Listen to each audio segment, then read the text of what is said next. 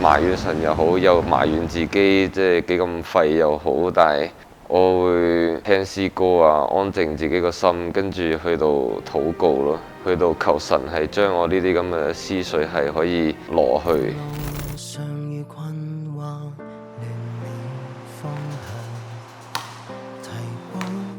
因為患緊嘅係睾丸癌，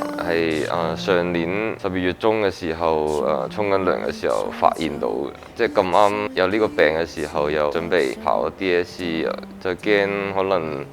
做治療會影響到溫書嘅時間啦。首先就係切咗嗰一部分先啦，跟住就係做化療咯。就係打啲藥落身體，做嘅時候會甩頭髮啦，會好攰啊，想嘔，冇乜食慾咁咯。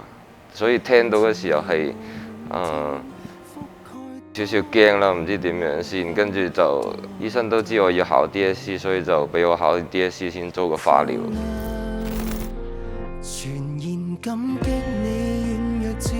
喺我患癌之前，我有個禱告，就係希望係可以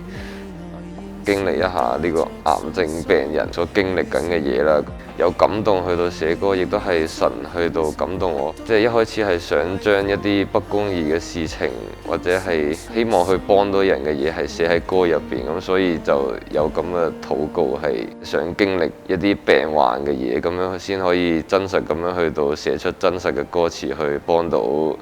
所經歷緊呢啲嘢嘅人。埋怨點解會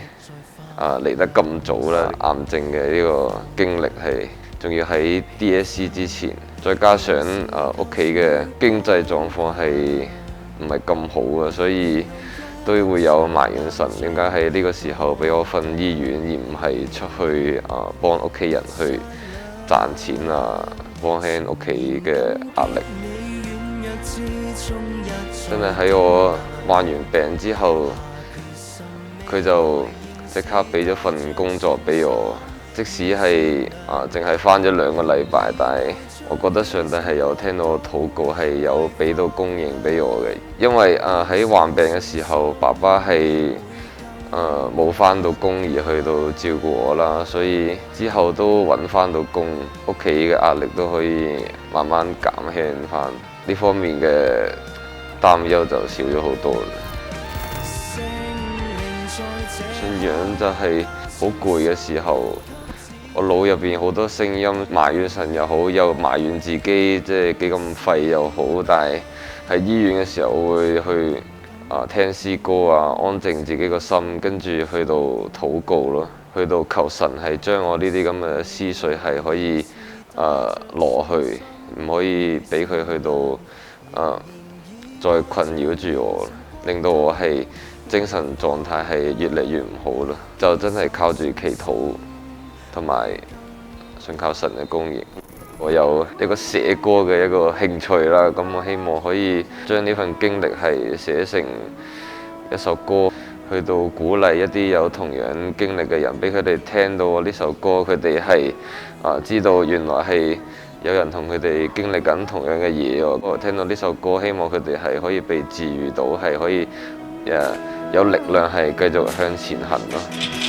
我望向窗外嘅景象，嘆氣，只想掹咗手上未浸痛，只想令屋企人唔再心痛。基本上呢一切都係場夢，我已經無力去掙扎，辛苦嘅上帝只能咁樣禱告，堅信上帝嘅應許，或許唔會早到，但一定唔會冇呢份救恩。唔在乎你做得有幾好，有幾咁嘅老道，所以我唔再為我嘅無能去惱怒，交俾耶穌去引領我前方嘅路，步去前方嘅路，堅守上帝嘅道，愛神愛人如己，謙卑唔驕傲，行公義好憐憫，我哋大家一齊做。當你見到有個人